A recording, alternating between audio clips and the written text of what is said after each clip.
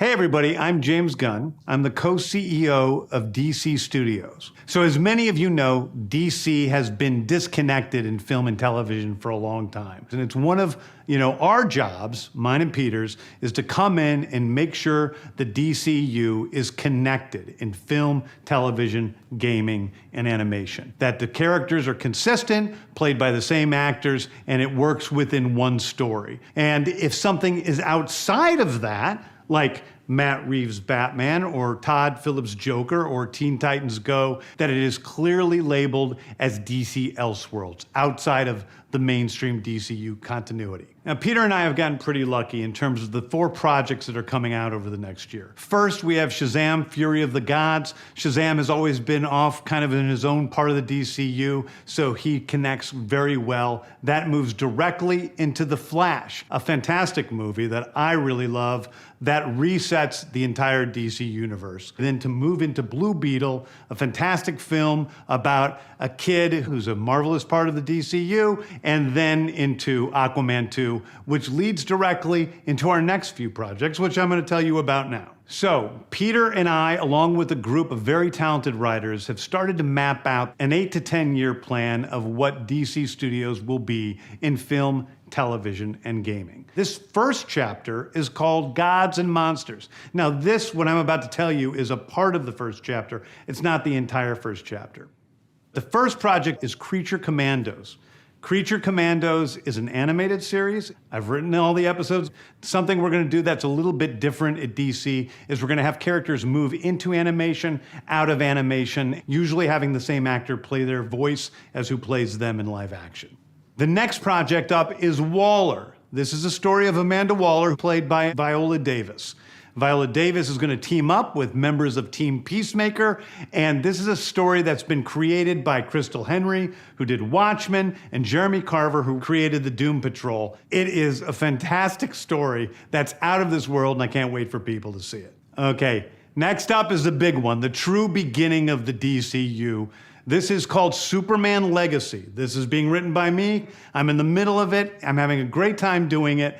And Superman will be released into theaters July 11th, 2025. Okay, the next thing is a big premiere HBO television series called Lanterns. This is a story of a couple of Green Lanterns, John Stewart and Hal Jordan, and we have a few other Lanterns peppered in there, but this is really a terrestrial-based TV show, which is almost like True Detective with a couple of Green Lanterns who are space cops watching over Precinct Earth. In it, they discover a terrifying mystery that ties into our larger story of the DCU. Next is a big movie called The Authority. The Authority is a passion project of mine. It's based on the marvelous Wildstorm characters we are now bringing into the DCU and will interact with all of our primary DCU characters. The Authority are a group of superheroes who think the world is broken and they want to fix it by any means necessary. I think it's a very different look at superheroes. We're doing a television series called Paradise Lost. Paradise Lost is the story of Paradise Island, usually known as Themyscira, which is the birthplace of Wonder Woman. It's almost like Game of Thrones with Westeros, but with all of the inhabitants of Paradise Island. The introduction of the DCU's Batman is The Brave and the Bold. The Brave and the Bold is the story of Batman and his actual son, Damian Wayne. This is based on Grant Morrison's great comic book run. Damian Wayne is my favorite Robin. He's a little assassin who Batman tries to get in line, and so this is the story of the two of them and the beginning of sort of the Bat family in the DCU.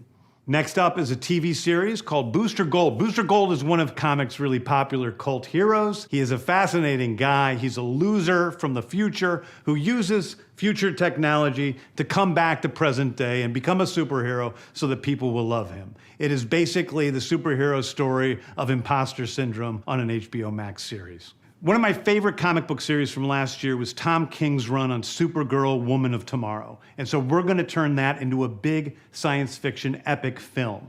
Now, Superman is a guy who was sent to Earth and raised by loving parents, whereas Supergirl in this story, she is a character who was raised on a chunk of Krypton. She watched everybody around her perish in some terrible way, so she's a much more jaded character. And that brings me to Swamp Thing, the last thing we're going to talk about, a very dark horror story in the origins of the monster who is Swamp Thing. And although it's totally outside of the rest of the DCU, it will still feed into the rest of the stories. Anyway, those are the stories that I can tell you about right now. I've loved the DC characters since I was a child. They're incredibly important to me.